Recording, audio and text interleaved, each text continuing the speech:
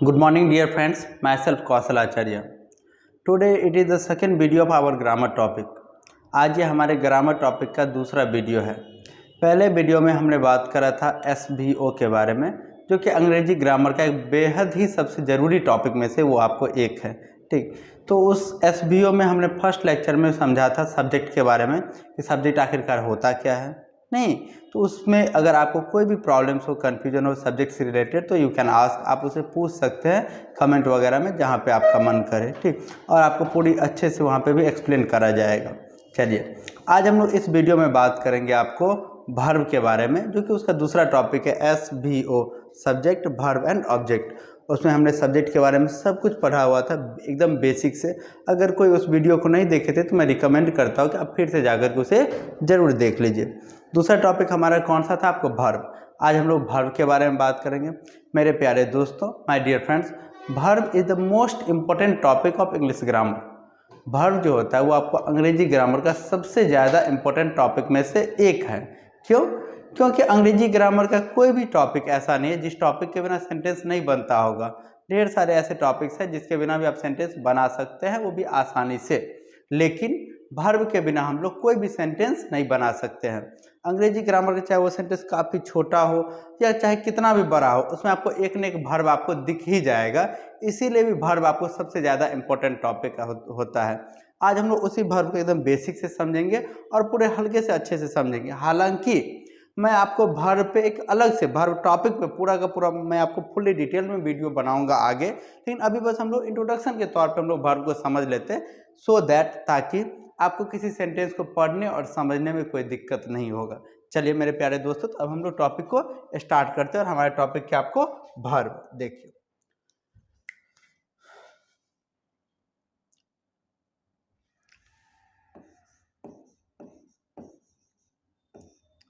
क्या नाम है हमारे टॉपिक का मेरे प्यारे दोस्तों, आपको वर्ब। हम लोग समझते हैं इसको खूब बढ़िया से। ठीक, देखिए वर्ब जो होता है ये आपको अंग्रेजी ग्रामर का सबसे इम्पोर्टेंट टॉपिक है, जैसा कि मैंने आपको बताया है अभी अभी। क्यों होता है ये सबसे इम्पोर्टेंट? चाहे क्योंकि वो सेंटेंस चाहे कितना भी छोटा हो या कितना भी बड़ा हो, उसमें आपको एक वर्ब होता ही होता है, जिससे कि हम लोग एकदम आराम से समझते हैं। देखिए, अगर मैंने यहाँ पे आपको एक सेंटेंस लिखा है आई गो, क्या है हमारा सेंटेंस? वो आपको आई गो। देखिए, इस सेंटेंस को भी अगर आप ऑब्जर्व करोगे तो इसमें आपको दो ही वर्ड्स हैं, नहीं, और अगर अल्फ़ाबेट का नंबर काउंट करें तो 1, 2 और 3, तीन ही अल्फ़ाबेट है। मेरे नज़र में इससे छोटा सेंटेंस कोई नहीं होता है। अगर इससे कोई छोटा सेंटेंस दिख जाए तो आप वो भी कमेंट में बता सकते हैं आराम से। समझ में आ रहा है ना? ये बहुत ही छोटा सेंटेंस है, आई मीन कि 3 अल्फ़ाबेट का। फिर भी अगर आप ऑब्जर्व करोगे तो ये सब्जेक्ट हो गया और ये क्या हो गया आपको? वर्ब। इसीलिए ये आपको काफ़ी ज़्यादा इंपॉर्टेंट इसीलिए है क्योंकि देखो ये 2 ही वर्ड से बना हुआ है, 3 अल्फ़ाबेट का है। फिर भी आपको इसमें एक वर्ब आपको दिख ही जाता है, जो कि यहाँ पे आपको फर्स्ट फॉर्म में आया हुआ है। समझ में आ रहा है ना? मतलब ये हुआ कि इतना छोटा सेंटेंस है फिर भी आपको इसमें एक वर्ब हुआ है ही। अभी बस हम आपको वर्ब का इंपॉर्टेंस समझा रहे हैं, अभी ये भी नहीं बता रहे कि व्हाट इज वर्ब। देखिए, अगर आपसे पूछा जाए कि बताओ मेरे प्यारे दोस्तों ये क्या है, गो एक वर्ड है या सेंटेंस है, आप में से 95% बच्चे बताओगे कि गो क्या है, आपको एक क्या है, ये आपको एक वर्ड है। जबकि मैं आपको यहाँ पे समझाऊंगा कि ये गो क्या आपको एक सेंटेंस है। ये गो कैसे सेंटेंस है पता है? क्योंकि ये जो आपको फुल स्टॉप है इसका बहुत ही बड़ा वाला वैल्यू होते रहता है। बच्चों को पता नहीं रहता है इसके बारे में कि है क्या, और अक्सर लोग इसमें गलतियां करते हैं। इसी का हम आपको इम्पोर्टेंस बता रहे हैं। जैसे कि अगर आपसे पूछा जाए कि व्हाट इज दिस, ये क्या है? ठीक, ये समझ लीजिए कि आपको सर्कुलर बना हुआ एकदम गोल है। थोड़ा सा मेरा आर्ट खराब है इसलिए इतना वो हो जाते रहता है। ठीक, अगर आपसे पूछा जाए कि ये क्या है तो आप में से 95% बच्चे बताओगे कि इट्स अ सर्कल, ये आपको एक सर्कल है। जबकि एक सर्कल नहीं बल्कि एक स्फीयर है। सर्कल ये तब होगा जब इसमें आपको एक सेंटर रहना चाहिए। क्या रहना चाहिए? आपको एक सेंटर। तो ये सेंटर का बहुत ही बड़ा वाला वैल्यू होते रहता है। यहाँ पे ये जो पॉइंट है सर्कल में आपको सेंटर है, तभी ये आपको सर्कल बना है। यहाँ पर ये आपको फुल स्टॉप है। यहाँ पे क्या है? आपको यह फुल स्टॉप था। और मैं आपको बता दूं कि जिस भी वर्ड के लास्ट में अगर आपको फुल स्टॉप लग गया मतलब वो आपको सेंटेंस हो जाता है। इसका मतलब ये हुआ कि ये गो जो है यह भी आपको क्या है? एक सेंटेंस है। ये भी क्या आपको एक सेंटेंस है। अब हालांकि हम लोग थोड़े से अच्छे से समझते हैं कि ये किस तरह का सेंटेंस है, तो इसे हम प्यारे दोस्तों कहते हैं इम्परेटिव सेंटेंस। कौन सा सेंटेंस कहते हैं इसे हमको आपको इम्परेटिव सेंटेंस। कौन सा सेंटेंस कहते हैं इसे हम लोग इम्परेटिव सेंटेंस। अब आपके मन में ये क्वेश्चन आ सकता है कि what is an imperative sentence, कि आखिरकार ये इम्परेटिव सेंटेंस होता क्या है। तो इम्परेटिव सेंटेंस का मतलब होता है मेरे प्यारे दोस्तों एक ऐसा सेंटेंस जो कि आपको V1 से स्टार्ट होता है। किससे स्टार्ट होता है आपको V1 से। इसका व्यू ठीक दिख रहा है, कलर ठीक, चलिए हाँ, ये आपको स्टार्ट होता है आपको V1 से और ये बताता है क्या क्या आपको ऑर्डर, रिक्वेस्ट और एडवाइस। क्या बताता है ये आपको ऑर्डर, रिक्वेस्ट और एडवाइस। अगर कोई अब आपसे पूछे कि what is an imperative sentence, मतलब इम्परेटिव सेंटेंस हम लोग कहते किसको है, आप क्या बताना मेरे प्यारे दोस्तों कि इम्परेटिव सेंटेंस का मतलब होता है एक ऐसा सेंटेंस जो कि हमेशा V1 से स्टार्ट होता है। किससे स्टार्ट होता है आपको V1 से स्टार्ट होता है और ये सेंटेंस में ऑर्डर बताता है, रिक्वेस्ट बताता है और एडवाइस बताता है। इसे ही हम लोग क्या कहते हैं आपको इम्परेटिव सेंटेंस। इम्परेटिव सेंटेंस का मतलब क्या हो गया आपको ऐसा सेंटेंस जो हमेशा मैक्सिमम टाइम आपको V1 से स्टार्ट होता है और वो सेंटेंस में ऑर्डर बताता है, रिक्वेस्ट बताता है या फिर आपको एडवाइस शो करता है। समझ में आ रहा होगा अच्छे से। अब हम लोग इस सेंटेंस पे जाते हैं। ये जो सेंटेंस है हमारा गो, अगर आप देखोगे अगर आप सामने वाले को बोलते हो गो मतलब क्या, उसे हम लोग ऑर्डर दे रहे हैं, मतलब कमांड दे रहे हैं तो भाई तुम जाओ। समझ में आ रहा है अच्छे से ना। तो ये हमेशा किसको बोला जाता है आपको सामने वाले को। समझ में आ रहा है ना। और ये आपको V1 से स्टार्ट हो रहा है, इसमें हम लोग ऑर्डर दे रहे हैं, इसीलिए इसे भी हम लोग क्या कहेंगे आपको इम्परेटिव सेंटेंस। ठीक, इसीलिए इस सेंटेंस में हमेशा आपको कभी भी सब्जेक्ट रहता नहीं है। बट इफ़ यू ऑब्जर्व, अगर आप इसको ऑब्जर्व करने की कोशिश करोगे देन यू विल गेट, तो आप पाओगे कि ये जो गो जैसे आप बोलते जाओ तो किसको बोलेंगे सामने वाले को। और सामने वाला हमेशा क्या होता है आपको हिंदी में तो आप उसे तुम या आप सिंगुलर में या फिर प्लुरल में आप उसे तुम लोग या आप लोग कह सकते हैं। बट इंग्लिश में सबके लिए आपको एक ही वर्ड होता है and that is you. What is that? You. इसका मतलब क्या हो गया गो मीन्स आपको यू गो। इसका मतलब क्या हो गया आपको यू गो मतलब तुम जाओ। ये पूरा सेंटेंस हो जाता है आपको यू गो। बट ये इम्परेटिव सेंटेंस है इसलिए आपको एक वर्ड से भी आपको सेंटेंस बन जाता है। समझ में आ रहा है ना। हालांकि इस ये जो अभी हम आपको समझा रहे थे इम्परेटिव सेंटेंस, इसका वर्ब से कोई खास लेना देना नहीं है। बट मैं आपको सिर्फ और सिर्फ आपको यहाँ पर इसका वर्ब का इम्पोर्टेंस समझा रहा था कि देखो कि वर्ब कितना ज़्यादा इंपॉर्टेंट होता है, चाहे वो सेंटेंस कितना भी छोटा हो या छोटा क्या, अभी तो मैंने आपको 2 अल्फ़ाबेट मतलब एक वर्ड से मैंने एक सेंटेंस बनाया है। अगर कोई सेंटेंस गलती से एक वर्ड से भी बनता है तो वो सेंटेंस हमेशा आपको उस सेंटेंस का वो जो वर्ड रहेगा वो वर्ड अगर एक सेंटेंस से भी अगर कोई sentence, sorry I am trying to repeat it again, हाँ मैं यह बताना चाह रहा था आपको कि अगर कोई सेंटेंस गलती से एक वर्ड से भी बनता है तो वो जो सेंटेंस का वर्ड रहेगा वह वर्ड हमेशा आपको वर्ब ही होता है। वह वर्ड क्या होता है आपको वर्ब ही होता है। इसीलिए ये जो गो है ये भी क्या आपको V1 के फॉर्म में, मतलब ये भी क्या आपको वर्ब है। वर्ब आपको इतना ज़्यादा इंपॉर्टेंट टॉपिक होता है कि बिना वर्ब का कोई सेंटेंस बन ही नहीं सकता है। अब हम लोग वर्ब को अच्छे से पढ़ेंगे और समझेंगे। ये तो बस इम्परेटिव सेंटेंस ऐसे मैंने इसका भौकाल राइट करने के लिए बताया था। देखिए ये क्या आपको वर्ब, वर्ब जो होता है ये आपको काफ़ी ज़्यादा इंपॉर्टेंस के बारे में मैंने आपको बता ही दिया। वर्ब का मतलब होता है सेंटेंस में जो काम हो रहा है। वर्ब का मतलब क्या होता है आपको नॉर्मल भाषा में सेंटेंस में जो काम हो रहा है उसे ही हम लोग क्या कहते हैं आपको वर्ब कहते हैं। उसे ही क्या कहते हैं हम लोग वर्ब। इसीलिए वर्ब का नॉर्मली 1 या 2 डेफिनेशन हर जगह पे आपको मिल जाएगा कि verb is a doing word और verb is an action word. क्या कहते हैं लोग इसे आपको verb is a doing word या फिर verb is an action word. Verb is an action word. समझ में आ रहा है अच्छे से ना, कोई दिक्कत भी? क्या लिखा मैंने आपको verb is a doing word या फिर verb is an action word. यही 2 डेफिनेशन नॉर्मली वर्ब के बारे में लिखा और पढ़ाया जाते रहता है हर जगह पे। इस दोनों डेफिनेशन को हम लोग समझते हैं, फिर हम लोग आगे इस पर खूब डिटेल्स में बात करेंगे अभी कभी। तो ये जो डेफिनेशन है आपको verb is a doing word, इसका मतलब हो गया कि यह एक ऐसा शब्द है जिससे आपको किसी सेंटेंस में किसी काम को करने का बोध होता है। जिससे आपको किसी सेंटेंस में किसी काम को करने का बोध होता है उसे ही हम लोग क्या कहते हैं आपको वर्ब। जैसे यहाँ पर मैं आप लोगों को पढ़ा रहा हूँ, इसमें पढ़ाने का काम हो रहा है। इसमें कौन सा काम हो रहा है मेरे प्यारे दोस्तों आपको पढ़ाने का। तो पढ़ाना को हम लोग क्या कहेंगे यहाँ पे वर्ब। क्या कहेंगे आपको वर्ब। अगर आपको वर्ब को नॉर्मली पहचानना है हिंदी में तो उसके अंत में आपको ना लगा हुआ रहता है। क्या लगा हुआ रहता है आपको ना। जैसे उठना, बैठना, जाना, गाना, धोना, रोना, हंसना, सोना, पीना, सारा का सारा क्या आपको वर्ब है।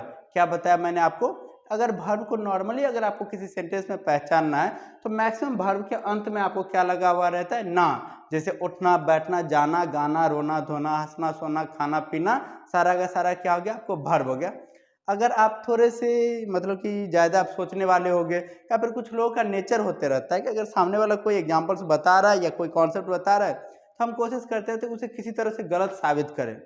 कुछ लोग बोलते हैं ये बहुत ही ज़्यादा गलत आदत है, लेकिन मेरे मन में ये भी सही ही है, उतना बुरा नहीं है। क्योंकि अगर आपके मन में ये आदत है तो फिर आप अपने ब्रेन को ज़्यादा सोचने पे फोकस करवाते हो तो वो भी सही है।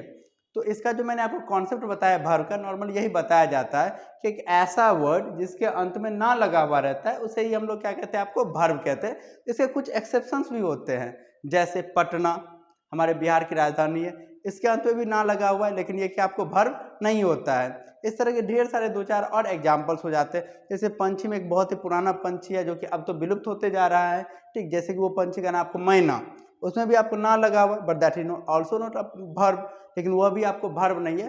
तो आई होप कि धीरे धीरे आप समझ जाओगे कि ना लगा हुआ है तो कौन सा वर्ब है और कौन सा वर्ब नहीं है। क्योंकि वर्ब का मतलब ही क्या होता है, जिससे उस सेंटेंस में किसी काम को करने का बोध होता है उसे ही हम लोग क्या कहते हैं, आपको वर्ब कहते हैं। जैसे वह क्रिकेट खेलता है, इसमें आपको कौन सा काम हो रहा है, खेलने का नहीं, खेलना, इसके अंत में ना लगा हुआ, इसीलिए इसे क्या कहते हैं हम लोग, वर्ब कहते हैं।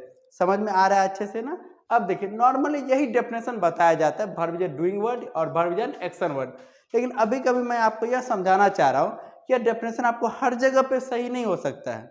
यह डेफिनेशन आपको हर जगह पे सही नहीं होता है, कहीं कहीं पे यह डेफिनेशन जाके आपको क्या हो जाता है, आपको गलत भी हो जाता है। समझ में आ रहा है अच्छे से ना। तो आपको कौन सा डेफिनेशन याद रखना, ये समझ लीजिए। आपको यह डेफिनेशन समझना है कि अ वर्ड ऐसा शब्द दैट स्टैंड्स फॉर डूइंग और being something in a sentence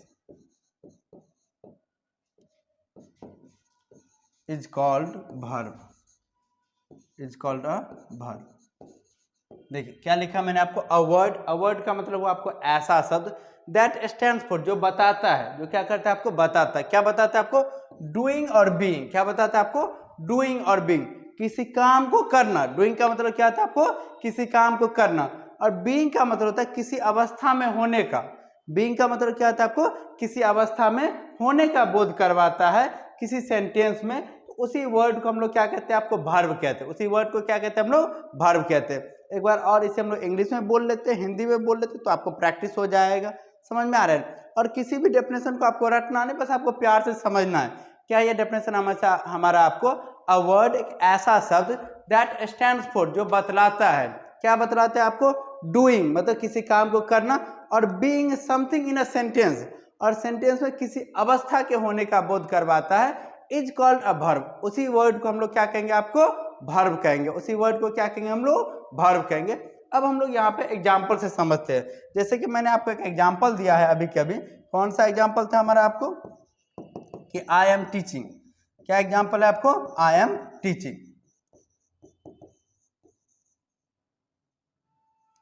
let me one second.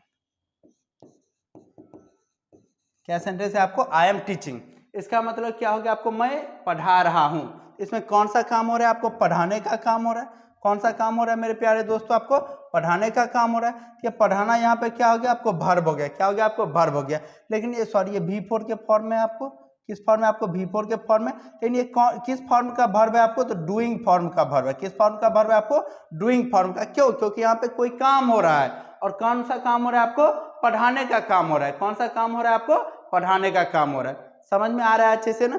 यही वर्ब का मतलब क्या होगा कि ये कौन सा वर्ब को बताता है, आपको डूइंग फॉर्म को। किसको बता रहा है, आपको डूइंग फॉर्म को। समझ में आ रहा है अच्छे से ना। अब हम लोग नेक्स्ट एग्जांपल की तरफ अगर मूव ऑन करते तो देखिए, ये अगर नेक्स्ट एग्जांपल हम लिखते हैं यहाँ पर, आई एम अ टीचर। क्या लिखा मैंने आपको, आई एम अ टीचर। इसका मतलब क्या हो गया, आपको मैं एक टीचर हूँ। क्या हो गया इसका मतलब, आपको मैं एक टीचर हूँ। यहाँ पे भी एक वर्ब है, और इसमें वर्ब कौन सा है मेरे प्यारे दोस्तों, आपको एम। क्या हो गया इसमें वर्ब, आपको एम। तो एम का मतलब क्या होगा कि मैं एक शिक्षक हूँ। ये यहाँ पे क्या बता रहा है, मेरे एक टीचर होने की अवस्था को बता रहा है। किसको बता रहा है, आपको या मेरे टीचर होने की अवस्था को बता रहा है। इसीलिए वर्ब तो है, लेकिन ये किस फॉर्म का वर्ब हो गया आपको? बीइंग फॉर्म का वर्ब हो गया। किस फॉर्म का वर्ब हो गया आपको? बीइंग फॉर्म का। अब तो समझ में आ रहा है अच्छे से ना। लेकिन अगर आप इस सेंटेंस में, इस एग्जाम्पल में अगर आप इस दोनों डेफिनेशन को पुट करोगे तो ये डेफिनेशन यहाँ पे क्या आ जाएगा आपको? गलत हो जाएगा। क्यों गलत हो जाएगा? क्योंकि यहाँ पे ये डेफिनेशन क्या कह रहा है आपको? Verb is a doing word, मतलब एक ऐसा शब्द जिससे किसी काम के करने का बोध होता है। लेकिन इस सेंटेंस में तो आपको कोई काम नहीं हो रहा है। समझ में आ रहा है अच्छे से ना?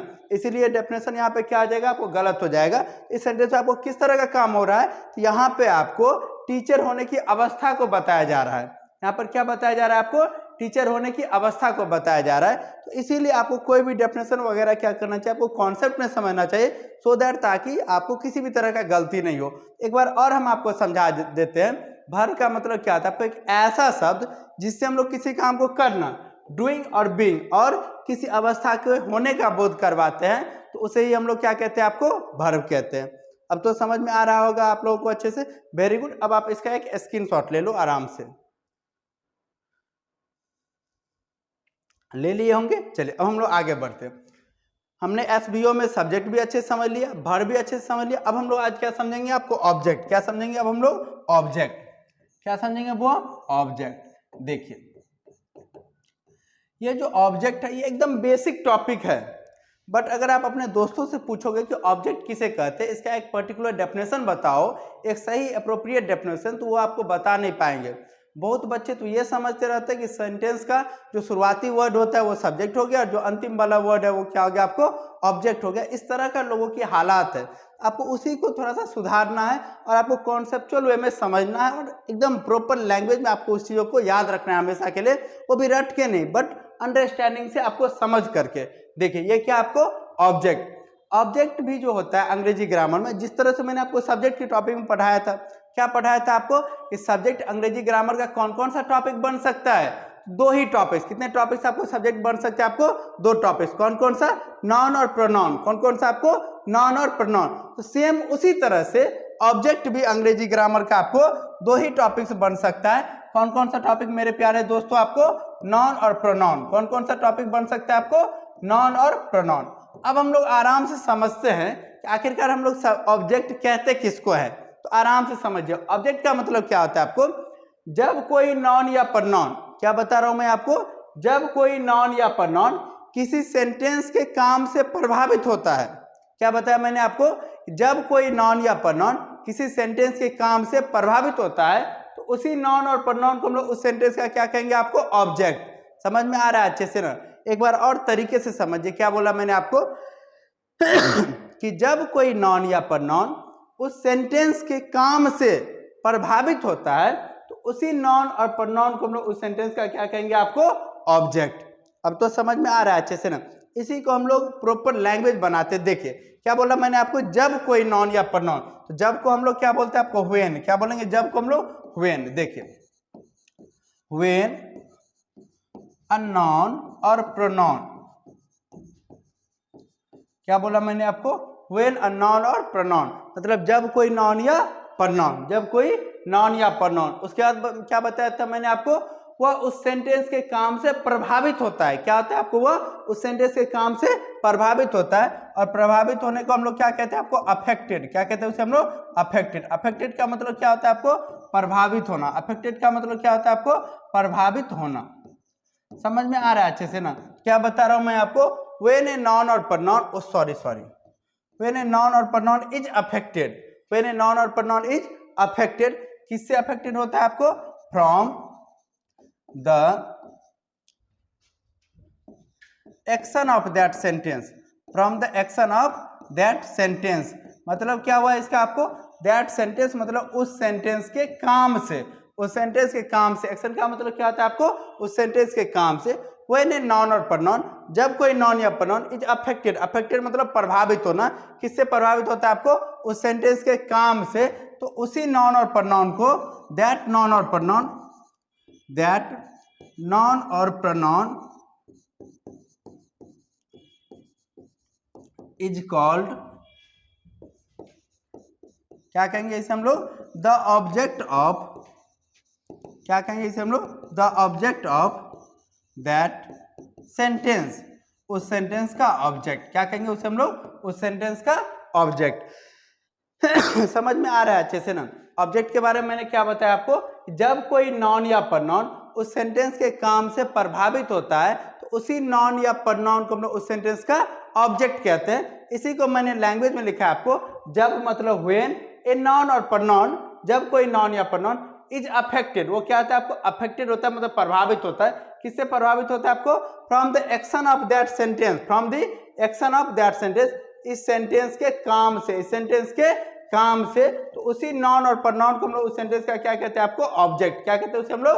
ऑब्जेक्ट। अब मेरे साथ आपको इस डेफिनेशन को थोड़ा सा जोर से बोल लेना है। अंग्रेजी के क्लास में आपको दो ही काम करना है, be a good listener and speak loudly, और यू लर्न द इंग्लिश, और यू लर्न इंग्लिश, और आप अंग्रेजी सीख जाओगे। समझ में आ रहा है अच्छे से ना? तो इस डेफिनेशन को हम लोग एक बार और बोलते हैं।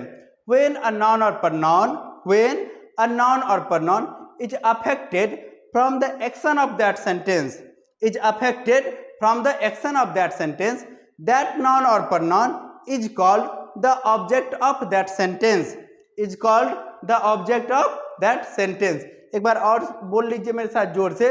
when a noun or pronoun is affected from the action of that sentence, that noun or pronoun is called the object of that sentence। समझ में आ रहा है अच्छे से ना? अब हम लोग इसके एग्जाम्पल्स के बारे में बात करें। किसके बारे में बात करें हम लोग? इसके एग्जाम्पल्स के बारे में। जैसे देखिए यहां पे अगर मैंने लिखा है मोहन बीट्स राजू, क्या सेंटेंस लिखा मैंने आपको? मोहन बीट्स राजू। अगर आप ऑब्जर्व करेंगे तो आप यह पाओगे इसमें, देखिए मोहन बीट्स राजू, इसमें काम कौन कर रहा है आपको? मोहन कर रहा है। तो मोहन को हम लोग क्या कहेंगे आपको? सब्जेक्ट। मोहन को क्या कहेंगे? वो आपको सब्जेक्ट। सारे आपको रिवाइज हो जाएंगे यहीं पे। उसके बाद देखिए काम हो कौन सा रहा है आपको? पीटने का काम हो रहा है। कौन सा काम हो रहा है आपको? पीटने का। इसलिए पीटना क्या हो गया आपको? वर्ब हो गया, और पीटना के अंत में ना भी लगा हुआ है। समझ में आ रहा है? और अगर जो पीटा जा रहा है वो किसको पीटा जा रहा है? राजू को। इसका प्रभाव भी किस पे पड़ेगा आपको? राजू को। राजू क्या हो गया आपको? इस सेंटेंस का ऑब्जेक्ट। क्या आ जाएगा? राजू आपको इस सेंटेंस का ऑब्जेक्ट। एक सेकंड, यहाँ पे कर्सर है इसीलिए देख लीजिए। राजू क्या हो गया आपको? इस सेंटेंस का ऑब्जेक्ट। अब तो समझ में आ रहा है अच्छे से ना? कोई दिक्कत भी?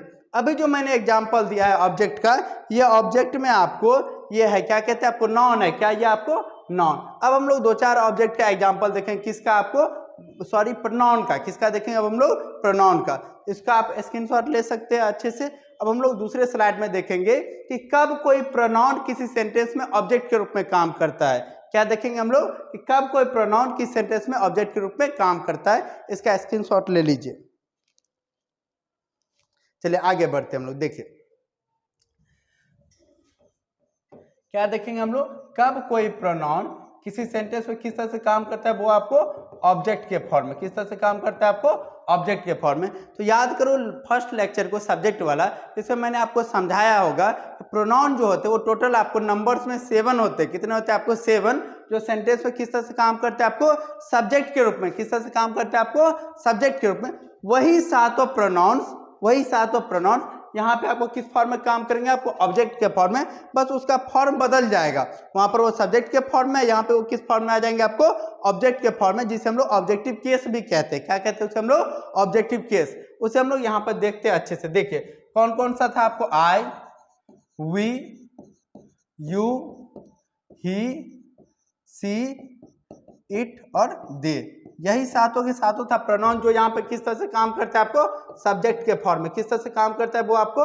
सब्जेक्ट के फॉर्म में। किस तरह से काम करता है आपको? सब्जेक्ट के फॉर्म में। मुझे थोड़ा सा कर्सिव लिखने का आदत है, इसीलिए थोड़ा सा मुझे संभल के लिखना पड़ता है। अब हम लोग देखते हैं कि इसका ऑब्जेक्ट क्या हो जाता है। तो मेरे प्यारे दोस्तों, आई का जो ऑब्जेक्ट हो जाता है वो हो जाता है आपको मी। वी का क्या होता है आपको? अस। यू का क्या होता है आपको? यू, ही होता है। ही का हिम।